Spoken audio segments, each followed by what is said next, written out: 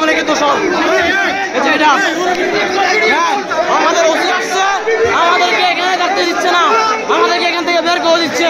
এই আমাদের দোষ পাচ্ছে না, দেখেন